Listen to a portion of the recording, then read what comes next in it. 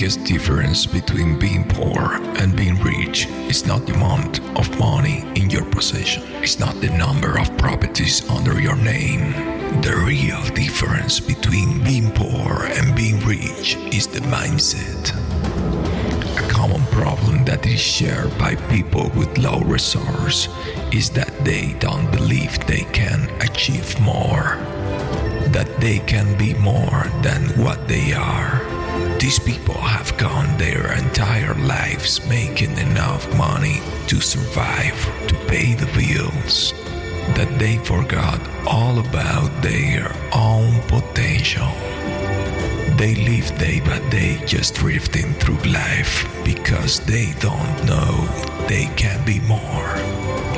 They don't understand that the real issue is not the lack of funds, but their vision of the problem. A normal person looks at the top, at those businesses who make millions of dollars every week and say, I can never be like that, or I don't have what it takes, instead of believing they can do that too. Rather than saying you can't achieve something, it's better you first learn, investigate. How can you also do that? How can you get there? How do you also make money like those companies do? Your perspective of things can have a great impact on how you face life. Before you can do something, you must first believe that you can do it. If you believe that you can make more money, then you can become a millionaire, just like the people on the magazines. Then that's the first step to make it a reality. To be wealthy, you have to think like wealthy people do. Other than having more cash, wealthy people own properties. They own real estate. They own physical assets beyond just liquid cash. Poor people own nothing. They just have their money stashed away to pay for whatever it is they have to pay at the moment. Until then, their money is just sitting in cash. Realistically, they are becoming poorer by day because the valuation is a factor. The more dollar bills are printed, the lower the value of their money, and therefore the poorer they are. Money that isn't being used is wasted money, and that's why the key to wealth is through ownership. There's a game that's being played, and you are playing a game that you can't win. You must know the rules of the game before you can attempt to play. Wealthy people do these three things. They stop trading time for money. They make their money work for them. And they give as much value to people as they can. What I mean with this, that wealthy people do not invest all of their time trying to gain money. They do not waste themselves in front of a desk trying to make some bucks. What they do is use what money they have to make investments that will generate them more money to work with. That's why they buy things. That's why they own things. Buying a house is an investment. Buying gold is an investment. Buying stock is an investment. Their money works for them to make even more money. Wealthy people also learned to treat people the correct way. They give value to people, because if you value people, then those people will have your back when the time is right. It is a form of investment in where you won't need something before long because someone else will help you get it. As long as you give value to people, then you won't be in need of anything for long. To achieve success, you have to have the correct mentality. You have to believe you can do it. I wanna be that.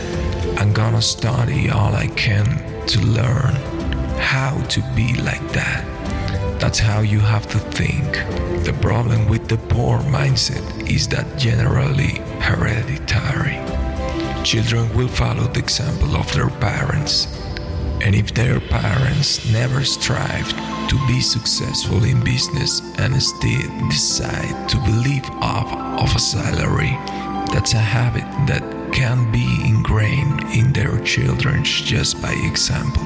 Since we're little, we hear stuff like the government is evil, or business and corporations are made up by backstabbers and bloodsuckers. And that way of thinking, that perspective of the business world, can have a subconscious impact in our way of perceiving the world of the wealthy, making us believe we don't want to be like that. We don't want to be evil backstabbers, and that's we don't want to try and be wealthy. Being in the bottom teaches you to envy the people at the top. It just happens. But that mentality is hindrance you have to get rid of. Generational poverty manifests itself as a monetary problem. But it is not a monetary problem. It's an issue of mindset. Maybe the next billionaire is sitting in front of a desk in an 8 to 6 job because he doesn't believe in himself. To be successful, you need to believe you can be successful. If you have children, you have to tell them they can be successful. Don't tell people they cannot achieve something. Encourage them, and they will encourage you back. Have a wealthy mindset and start giving value to people. You will see how things become easier as time goes on. Don't be afraid to kickstart your own business. Forget all about your previous preconceptions about what it means to be wealthy and actually start striving to be wealthy.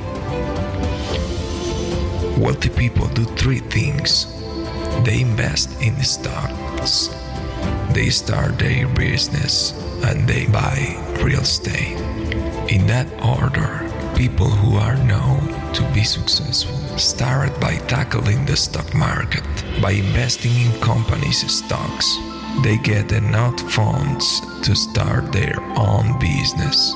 However, this is one of the first barriers that people who don't know about the economic world cannot surpass. To them, stock are an alien concept, something that is completely beyond them, and that sort of mentality is why they cannot take that first step. Instead of thinking like that, instead of succumbing to that fear, what you must do is to learn. If you like this video, subscribe to our channel and press the ring bell notification button to not miss any new video. Thank you.